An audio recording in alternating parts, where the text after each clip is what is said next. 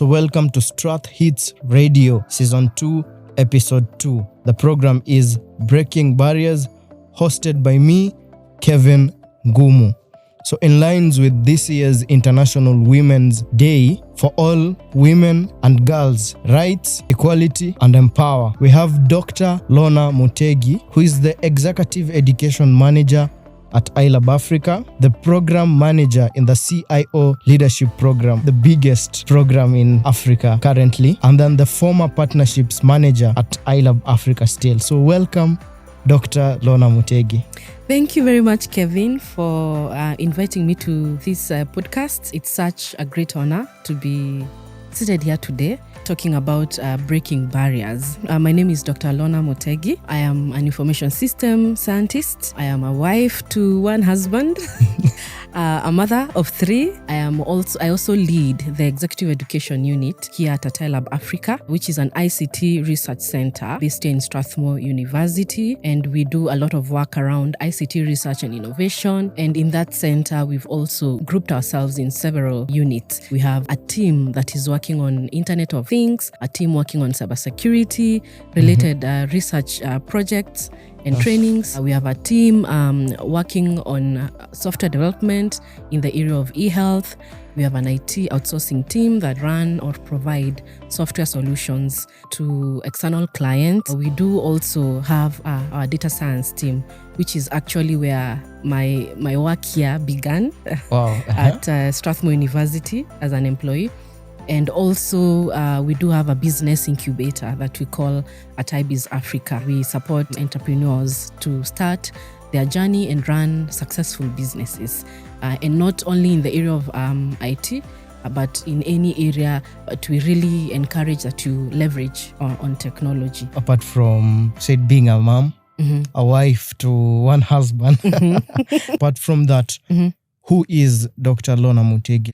So I would say maybe I can go way back to my childhood. I was born and raised in the Eastern Province. It used to be called Eastern Province of Kenya. I have 3 other siblings. So a family of 4 kids and of course a mother and a father. And my parents were quite strict because you see they are like professionals working, My mom is a retired teacher. My dad is a civil servant. Wow.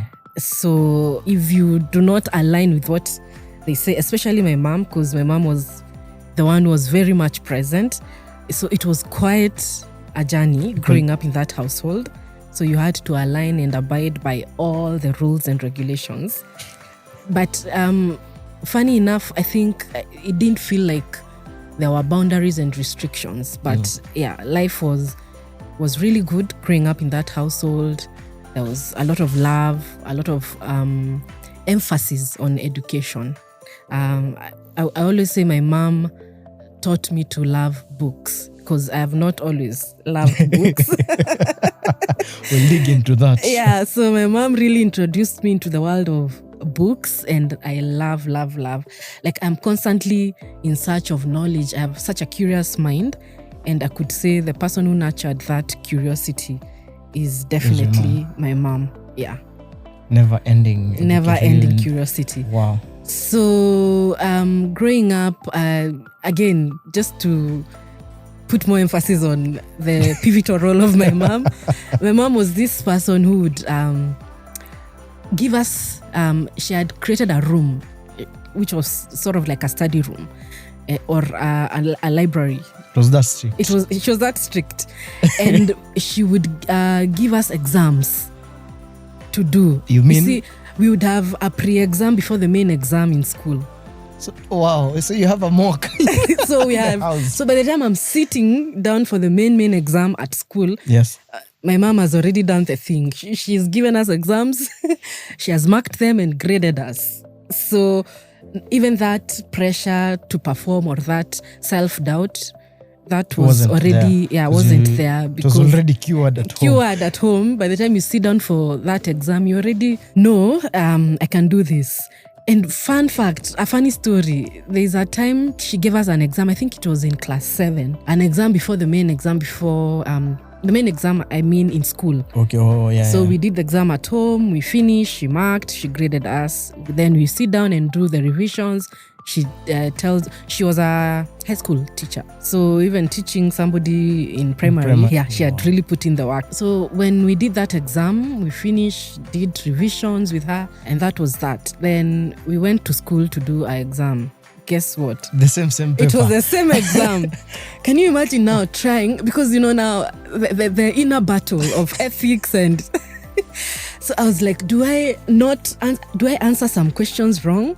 So that, because this is going to look weird. I would like to hear what how you did. How did you get all the way from bottom 10 to top 1, top 3? Actually, it will be number 1 because you'll have... Yes, because I know all the answers. Maybe if we remove the composition on the insha, yes, probably 480. But funny thing, I was so good at compositions and inshas because I used to watch TV a lot, and also I used to read.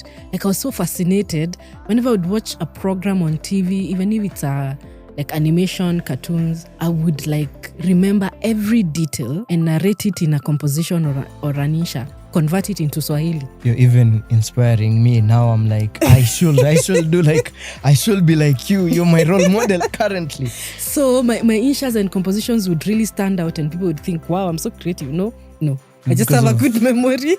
And I would remember, I watched this, I read this, or stories I would hear, maybe house helps talking about something, or my mom, if I would overhear anything, that is what you mean by composition. Yes, stories of people, I would write them down, stories in church, like I would steal characters here and there and put them together in a story. Oh my God, I enjoyed that was life. So creative. That was so creative. So back to the exam. I'm interested. I'm not leaving this one untouched. So what action did you take? Well, you see now that battle of self, integrity. But was it wrong, really? I don't think it was wrong. Like I was from a point of like advantaged, because now I knew what this exam is all about. I knew all the answers. That is what revision is all about. So I decided, you know what? Let me not get everything. So for every exam, I would like try and miss out on 1 or 2 or 3. Yeah. Wow. Yeah, battle of self. It's something that I know.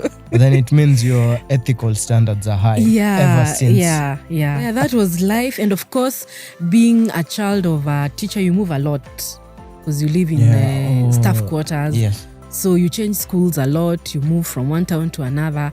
So social relations, you're not able to say, I always marvel when I hear somebody say, this is my childhood friend, we grew up together. I don't have that because there was a lot of moving.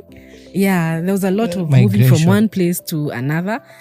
Yeah, pretty much that was basically by the way my childhood. Growing up in such secluded, safe, secure, bounded environment. I feel like you were exposed at a very young age, so you don't have exposure issues. Yeah. But also it's both a good and a bad thing, because like the Swahili you're protected from the outside world. Okay. Yeah, you don't live in areas where you're exposed to what is really happening out there. So it was both an in the advantage streets. and both an advantage and a disadvantage in a way, depending on how you look at it. Yeah. So finished primary school. Now waiting to go to high school. Of course, you perform well, but relatively well. The reason why I say relatively well is because, the expectations of the parents. Actually, your mom. They expect you to be at the top. At the top. We've been training you for this. And where you are, the world is like, wow, you've done well. But then they don't. Not in your home. You could have done better. They say they understand and know your potential. A prophet is not accepted at home. Yeah. So I got into, I don't even remember, I was called in a high school that my mom did not approve, of course. Oh. So my dad is like, she can repeat. So I was meant to repeat class 8 so that I could go to the high school that they wanted. Was it a national school? The school I was called was it was not actually a bad school, but it was not a national. But I think provincial level. Your mom, they call provincial them extra was county. the second next to national. They call them extra county these days. So your mom had an expectation that She was like, you no. have to go to this. There's a level she had set for you. Yeah, there's a level she had set for me. And that one did not cut out. So I don't know. She went back to her, is it called an alma mater, where she went to high school? Yeah. And she tried to convince somebody, please, my daughter, she's smart. I know her. So I went there to that high school, which is in Meru. It's called St. Mary's. Oh, nice. Yes. Mm-hmm. So it's now actually a national school, but back then it was a provincial. No, but a very one of the top best back then. So me being there, you enter feeling unmerited. Yeah. You shouldn't have been here. You didn't have the exact grades to be here. You're not actually the worst. Your grades are not that bad, but that school, they were expecting, the top of the top to be in that school. But I was accepted, funny enough. So I entered knowing this place did not expect me to be here. So, and for me, something like that pushes me to prove a point and to work hard and to be better. So I remember in the first Form 1 exam, I had all A's. Wow. Including physics, chemistry, name them. Like I had, I think, 2 awards. Best in physics, pure A, best in chemistry. I said, by the way, this place thought I can't be here. I will show them. Let me show them. So I said, I'm going to work hard. One thing I realized, when you think that you deserve something, you don't actually take good care of it. Okay. And when you feel like, I really need to work hard to prove that this thing was not just given to me. So you go out there, you burn the midnight oil, you work so hard. I think I would sleep at 3 a.m. I would hide myself in some room where we would put those boxes. Back then we didn't have suitcases. I know the Gen Zs right now, they're going to school with suitcases. As we'd use those metal boxes. So there was a room where you'd put your box, like a cubicle. I would hide in those rooms at night to study. Wow. And those rooms were dusty. Till around 2, 3 a.m. Then I sleep by 5 a.m. I go for the morning preps, continue reading. If you ask people who went to high school with me, they'll tell you, that lady who used to run around, you'd never catch me walking. I would move from one place to another running. Or probably you're the one who brought that culture to schools. Because I don't want to walk. I'm missing time. Are you the one? Because I was like, every second matters. These people are like miles and miles ahead of me. I have to catch up. Wow. So it became a habit. I continued running. Like when I'm moving from the classroom to the dorms, I would run. From the dorms back to I'm running. Like everywhere I'm running. When I'm going to the to eat, we would call them what? The dining halls. Yeah, DH. Yes, I'm running, I eat, I finish. I would eat 5 minutes before the class starts. Like I already have read before the teacher comes, I've already read halfway. You see, they used to tell us to do that. I feel like they got the idea from you. Probably. I feel like they got the idea from you. I think it's because I had this notion, these people, I have to like catch up. Or you were catching up, not even these are people who had like 400 plus. Because the exam was out of 500 in KCSE. Yeah. So these are people who have 420, 430, 400. And you're in your 3 whatevers. Let me not mention, but no problem. It was above average, but it was not what the standards my parents were expecting. School. I'd be 400 and I'd be in the newspaper. Okay. But I wasn't. But actually, maybe I should go back to primary school. My mother. Let's rewind. So in class 7, she decided, this person loves TV a lot. You know what I'm going to do? You're going to boarding. Oh, you were taken to a boarding school? I thought before everyone else. So one evening, we are leaving school with my siblings. I see my mom with a box and a lot of carrying bags. Then she's like, Lorna, stay behind. The rest, wait for me at the gate. It was that serious? Let's go to the to the headmaster's it was the headmaster's office. And then I'm here to admit my daughter. It was an impromptu. Tears. Impromptu, I didn't know. Hey, tears, I'm telling you, I almost died. If I never died that day, let me tell you, there's nothing that can break me. So, imagine, you're taken to a dorm, you sit there and she says, goodbye. She goes. Like, I was like, what? This is crazy. But again, you always have to. Now those things make you feel like if somebody doubted me, there must have been something. You must have given them a reason. Assured, yeah, to doubt it. So you have to really, really work hard. And by the way, we went to boarding, I think in class 5 up to class 6, and then we took a break. Then class 7 now I went back alone. My parents were quite serious with education. Yeah, so high school I finished. I went through it. Loved everything that I did there. I loved physics. I loved chemistry. I loved all the 3 sciences. Actually, I selected to do all the 3 sciences in Form 3. Then my mother comes back and says, guys, take 2 sciences. This, you have to play your cards right. This woman. So, like 1 term into doing 3 sciences, I have to shift to doing chemistry and biology, which I found quite easy. So physics was like that challenge, So you wanted to accept, you accepted the challenge. Yeah. And then it was taken back from you. It was, so I had to do 2 sciences, but it was such an excellent, wise decision. Because you see, you need to get into university. True. By all means. Yeah. Because back then it was so hard to get into uni. So I finished, got a grade that they did not, let me say B+. Again. And they were like, you have failed. Again. You have really failed. Because you have a sibling who has an A. So they ask you, so my dad is like, so I paid school fees for one, you are studying outside, peeping through the window. B+. But it can sound like my parents were quite traumatizing, or I had a traumatizing childhood. No, they're actually really excellent, loving and caring parents. But then the strict part was in education. Yeah, everything else were very supportive.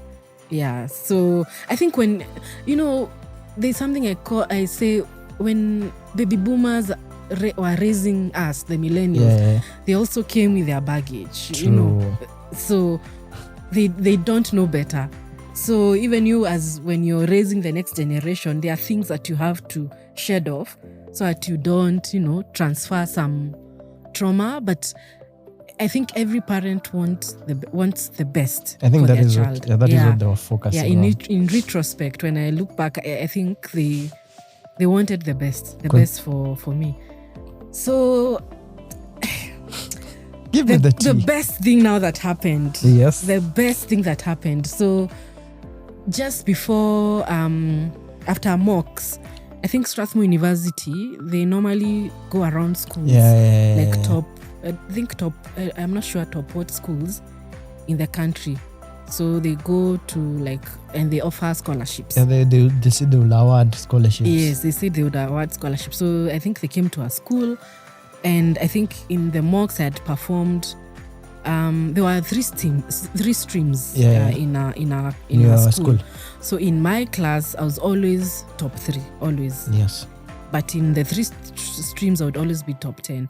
So I was very lucky to be selected to do the interviews and whatever. So I came to Strathmore for a scholarship to do. I thought I was coming to do a certificate in computer studies. So I told my dad, it's just 3 months, and then I'm back home, and then we start planning on how to go to uni. Well, when I came in, I had been enrolled for DBIT. I didn't know. You didn't? You had no idea? I thought in 3 months I'm done, I go back home. No. So, and we would come to uni with our mocks results before the KCSE.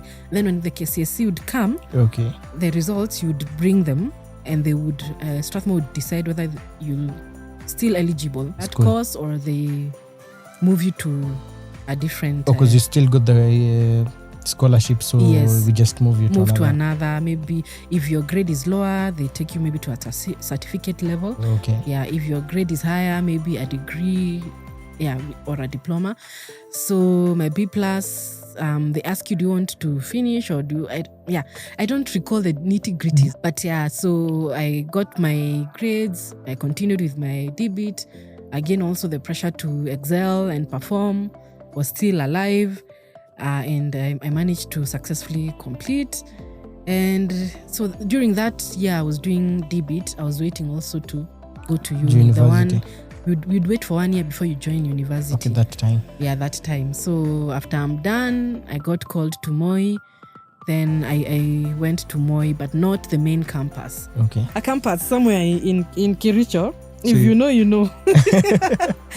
So I was called in for, was it Bachelor of Science in Statistics with Computing. So I think the reason why I accepted was because of the computing bit. part. So I didn't like the statistics, but I was like, anyway, there's some computer there. Let me just go. So I went for, I think, 1 semester. And then in between the semesters, Strathmore calls again. Lorna, why haven't you reported? I'm like, reported? Yeah, you were given another scholarship for the degree. Let me tell you, by 6 a.m., I'd already cleared the dorm. I was in a bus back to Nairobi. When my roommates woke up, they did not find anyone. They didn't even know where you went. That's how I was like, thank you, Strathmore, for saving me from this culture shock. I felt like somebody like pulled me out of, somewhere so nice and threw me into, I don't know what. In a ditch, and then? Like, I felt like I was, that place almost depressed me, and it was barely a semester. What? So when Strathmore called, I came running. I was like almost like a month and a half late. So again, always having to catch up. But that was not a challenge because I've always had to. You've done that before. Yeah, I've done that before. So I caught up and I graduated BIT with a first class. And now the journey of job searching, you search. You realize 1 month, because I think we finished in March, end of March. April, you search. You're applying for jobs, sending emails, I think like 50 emails in a week. 50 in a week. Yeah, and you're not getting any responses. You go to the placement office. It used to be called career office. Yeah. There's no room I didn't take my CV. And then I remember I would print my CV and say, today it's Mombasa Road. I'll walk from one office to another. Enter the reception, leave my CV. Then I say, today it's CBD. You do the same. That area of government offices, Parliament. I enter, I leave my CV. I enter, I leave my CV. Then I said, let me start home. I come back, I say Langata. I enter, I leave my CV, and I say it's internship. It's not a job, because you want to learn, and you want to. Yeah. I enter. I remember I went to Kenya School for the Blind. I was like convincing them, I just want to teach people how to use computers, the blind. I've always had that inner passion for that. I don't know why. It was a nice initiative. Yeah, like I want to like give access to the blind and the disabled, but mostly the blind. I don't know why that passion is in me. So I went, I asked them, I can do this for free.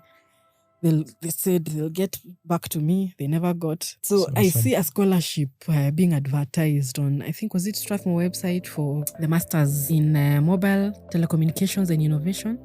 I think it was a collaboration between Strathmore and Safaricom Academy. Mm-hmm. So now it's May. It's May. The graduation for my degree is in June. I still don't have a job. I need to leave Nairobi and go back home because now my parents can't keep paying for hostel. So I decide to, let me just apply. So you do it, Shingo Pande. You're like, no, let me just. I go back to Strathmore again. I don't want to. Let me just do it. But anyway, there's nothing I'm going to lose. So I apply, I come for an interview, and then I'm told I've been given 100% scholarship.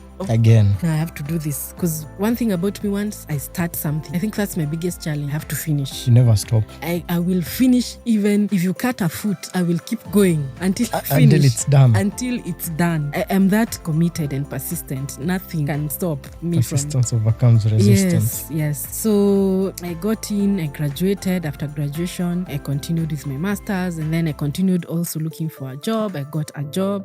So congratulations. So I do a full-time job somewhere in Mombasa Road, and then I'm a full-time student. And you don't have a car. You take a matatu when there's class, you come. How are you managing that? Then during break time, you go to the office, you show up, technical appearance, submit, go for meetings, present. So I would have to work a lot at night and plan basically time management. and ensuring that if I'm needed at work, everything is show up. done. Yeah. And then at school, if there's any assignment I've submitted before time. Again, a lot of not sleeping at 2 a.m., 3 a.m. But when you're young, I mean, you can sleep late watching a movie. Why not sleep late chasing your dreams and your goals? Working. Yeah. So I finish, again, best overall student. I was given, back then, I could not afford those smartphones. Yeah, you know. Yes. Fun fact, when I joined Strathmore University, You had no phone? I had no phone.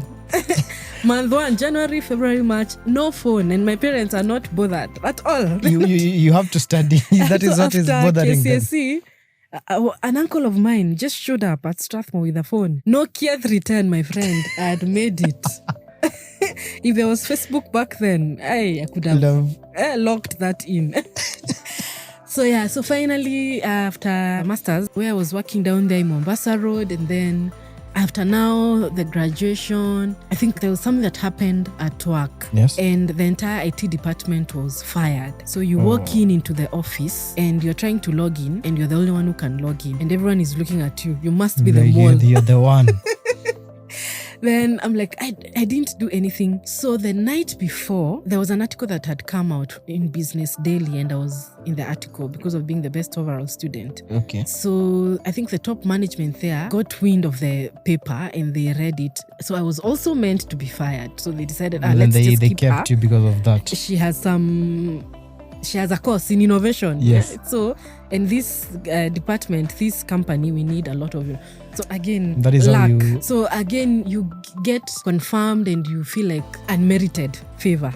You see? So I have to prove myself now again. You mean that put me in the list of they want to wipe out the entire department and bring the entire department is like over 17. 17, you mean employees. 17? And then you're the only one and one other person from Strathmore University, an ex-Strathmore University employee, student, alumni. So it's just the two of us who are left. And again, of course, Strathmore, the brand and the reputation. So the favor of carrying that in your back. So back. So you always have to align with, if people know you're from Strathmore, you have to. Much is expected from you. And I think that is the favor that has always carried me in every project or anything that you touch. Even social, there's something that Strathmore does to you. Exactly. You can't detach. No matter where you go. Once you get in, once you get in, you're on board forever. After now, that particular incident, something else happened. Dr. Sevilla, I always call him the kingmaker. After now, the results, the awards, he says he wants to keep the top. Not the director of iLab Africa. And he said, look for Lorna to come and work for iLab, blah, blah, blah. So he poaches you from the other side. That you're working. So you see now he has found me in that situation. The mix-up, people have been left. Now these people are doubting me. They've given me a major counter offer. Like I looked at that pay, I was like, what?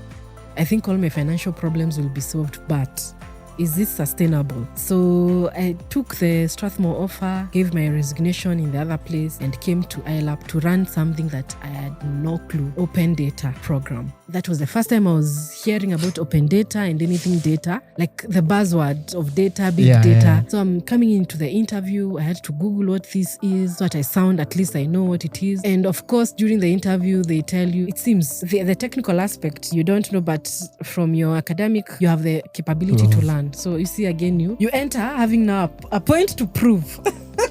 Wow, this has been your life throughout.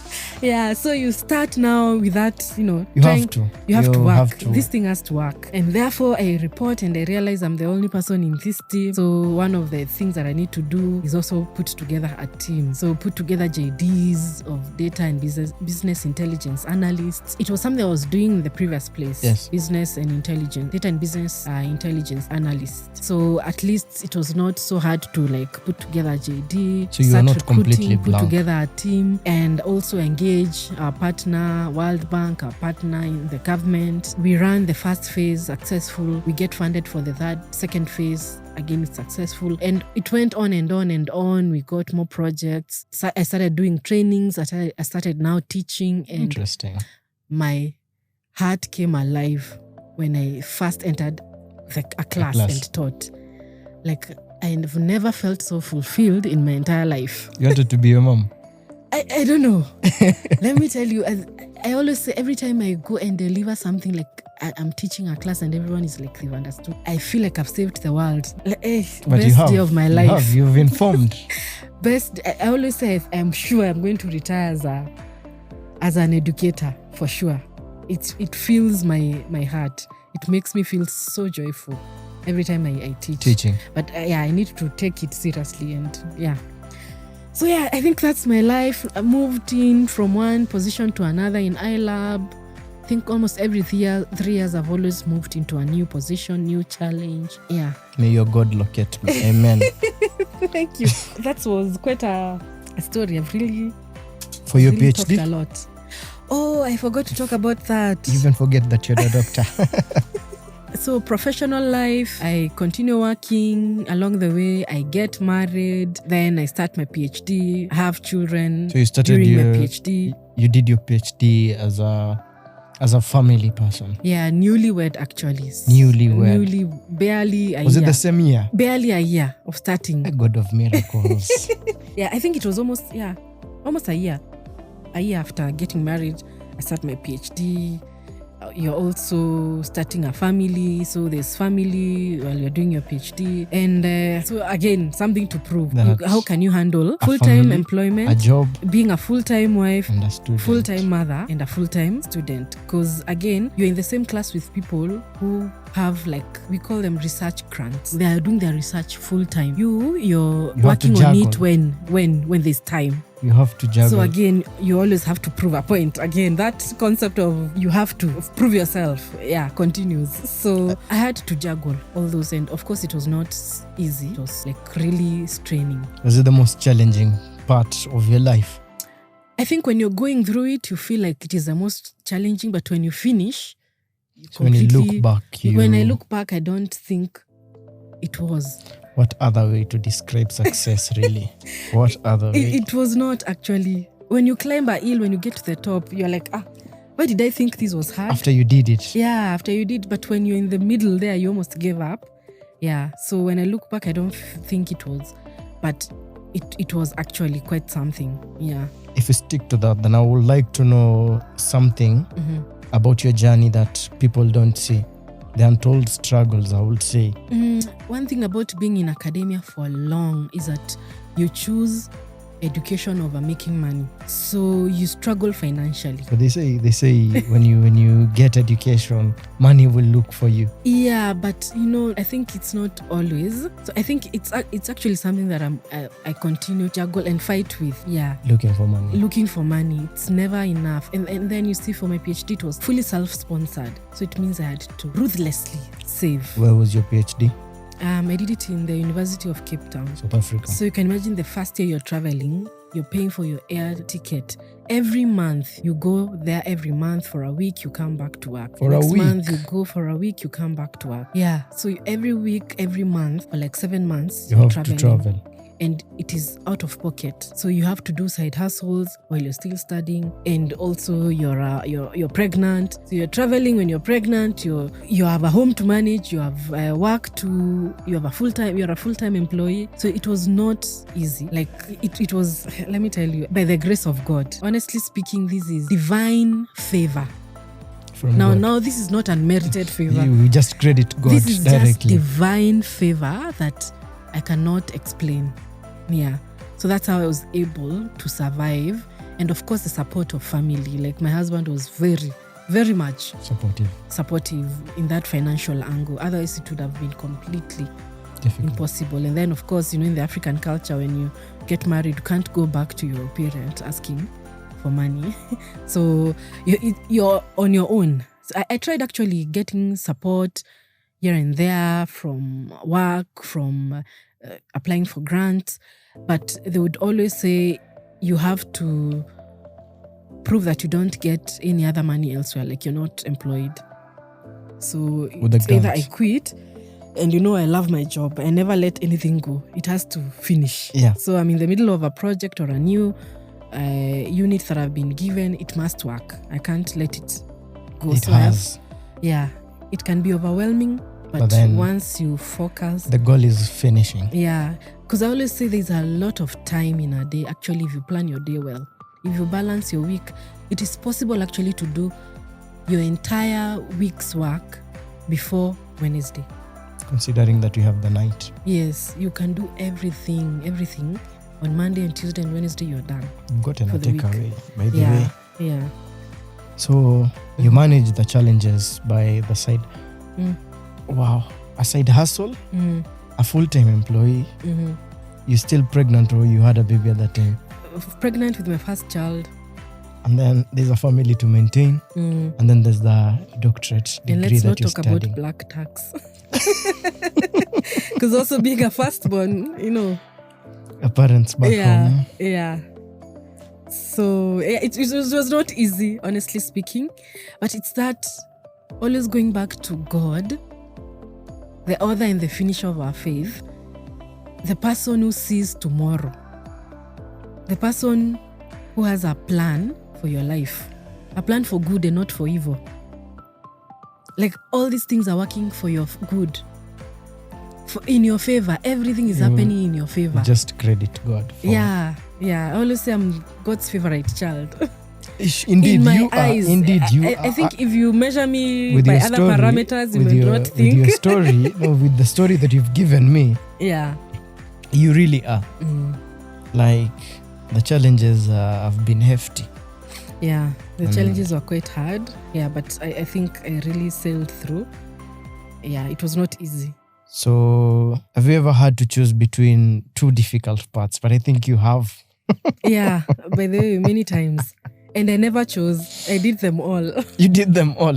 Yeah. So you had no room to choose. I maybe to say I had the choice of choosing between starting a family and finishing my PhD. But can you imagine keeping the Son of God waiting to have a heir, telling this Son of God, Yes. wait, I have my dreams. I can't I have shelf. to chase my dreams, Yes, first of all. You shelf yours, let me... And then let me focus chase on mine my- and I'll come back to yours. So I had to, it was quite difficult. I had to do both. Yeah. And I don't regret at all. I think it has really shaped me, made me more resilient. If there's anything I say, the PhD journey has taught me is to be better at my job, better in my relationships, like human connections. Like a PhD sharpens your personality, your character. Like, unasikianga character development. Yes. That's what PhD does to you. It refines you. Like you become refined in all aspects of life, not just academic. It shapes you. Every time I would go for a session and come back, I think I would be a better manager, a better employee. It has shaped me to be a better employee, a better wife, a better friend, a better sister, a better child. Yeah, it's quite humbling. Every challenge has its... Yeah. So, if I asked you to describe the most transformative moment of your career in one word, what will it be? I would say is actually the opportunity to join Strathmore. I came to do that interview with a colleague in high school. Yes. Who was always number one. The top. She always had A's. Like, I was very sure this thing is not mine. I knew. So when we came for the interview, there was this lady who was taking us through the interview. She was speaking so fast, I forget her name. So fast I could even barely hear the instructions. Yes. And when I look at my colleague, she's shaking. So you're like, the head. wow, She's like, this is definitely not She did it mine. in 5 minutes. She was done with the exam. We do a math and an English test. Within 10 minutes, you're here with people from Alliance High School. You're from Name them, St. the great Mary's, schools, yeah? They're like, huh? Which St. Mary's? This guy, What is that? Like, everybody wanted to go to Alliance Yeah, back yeah, then. yeah. In our days, I don't know whether things have changed. Still the same. Okay. So you're here in this room again, feeling unmerited. Where I have a lot to prove. So people do the exam and they are done in like 30 minutes. And you're still in. Is it even less than 30 minutes? I think I was the last person to leave the room because I was like, I'm going to put my everything. I will make sure I have done everything. This thing is mine.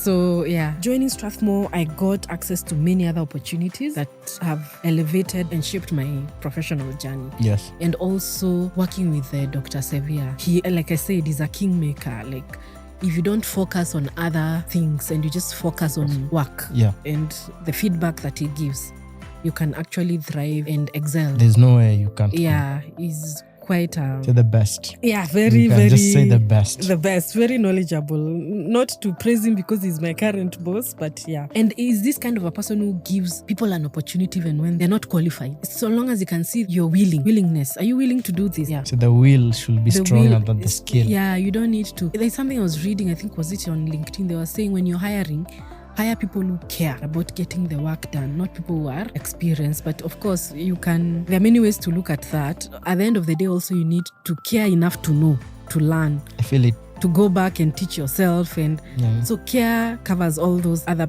angles. You might say the person needs to also be technically skilled, like understand the job. But them wanting to understand the job is them caring also. So care is the parameter here. Yeah.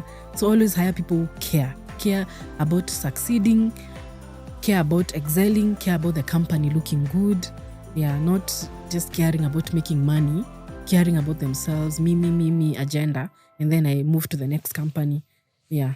Like Simon Sinek from the book Start With Why explains what you've said much better. Like when we marry what the organization stands for, then that's the best you can have. Say if you work as if you're the CEO and founder, so you take it, the buck stops with you. Like, this thing has to work by all means.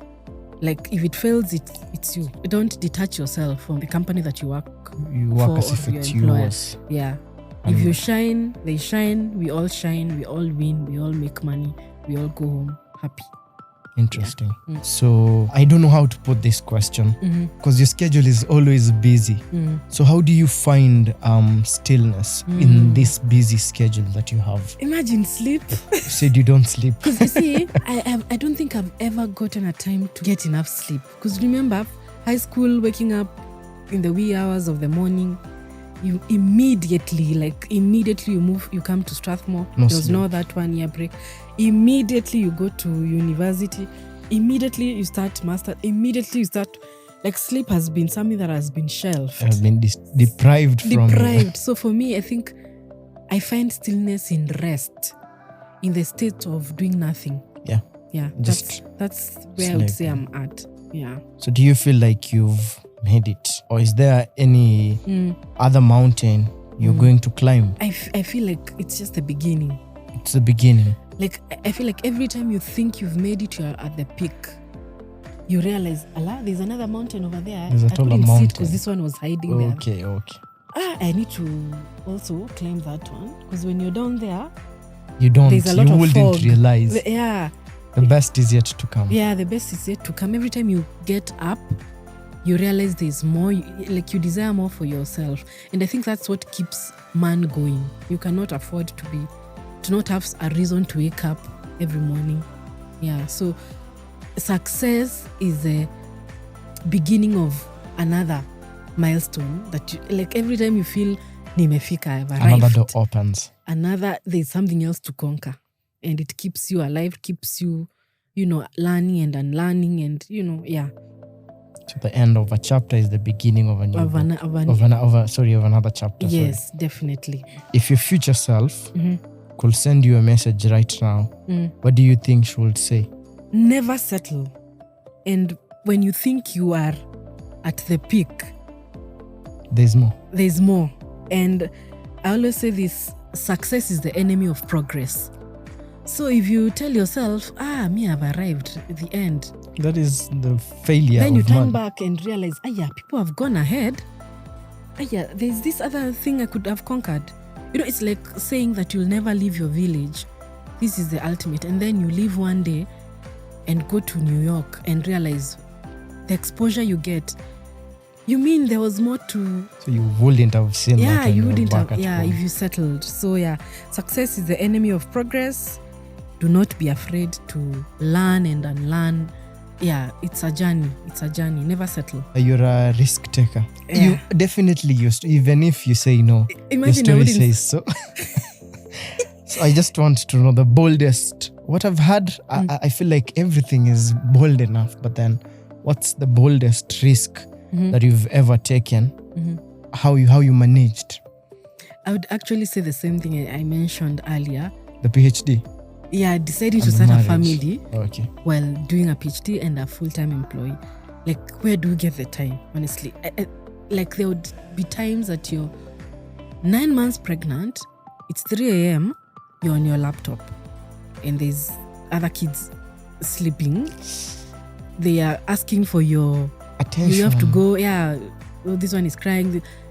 3 a.m. And let me tell you, honestly, divine favor, We still God's credit grace God. and mercy. We still credit God. Unexplainable. I cannot begin to explain, because during such a time, you're very fragile, honestly speaking. Physically, and you get, like, your memory is in the bin. Like, you can barely remember your name, your middle name. So it's quite, that's the biggest risk, like the decision to keep going, not just one child, second, third, during the same duration of the PhD. Wow. Yeah, definitely, I think the biggest risk. But you conquered. Yeah, and it is possible to do it. It is. It is. I can tell you, speaking from this other side, nothing should stop you from finishing what you started. No man is limited. No limits. No limits. No limits. Yeah. So if you could sit down with your younger self for probably 10 minutes, what's the first thing you will say to her? Keep going. You're doing great. Yeah, you're on the right track. Yeah. Don't doubt yourself. Now, what's a piece of advice you had that sounded simple but completely changed your perspective? People don't care how much you know until they know how much you care. So people don't care how much you know until they know how much you care. Sounds like a tongue twister, but then... Yeah, I definitely read it somewhere and I don't remember where. But at least you kept but it. That, like, has always kept me going. When you walk into a room, people don't want to know, oh, I have a PhD in this, I know this, I know I can... They don't. But do you care? Can you get this done? Are you committed to the goal, to the main objective? Are you committed to this thing? Do you care enough to see it through? That is what is important. Yeah, people don't really care how much you know. They care about how much you care. Do you really care? Yeah, I think that is... And it shows in my journey. Yeah. And that's why I always say hire people who care. Okay.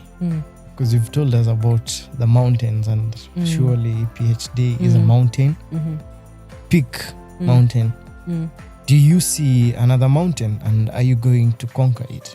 Yeah, I think there are many. The future is, of course, uncertain, but I always stay ready. Yeah, I always Like a know there's soldier. nothing that can break me. Yes. Nothing. Always ready to... And I know everything you do, with every journey, there are teething issues.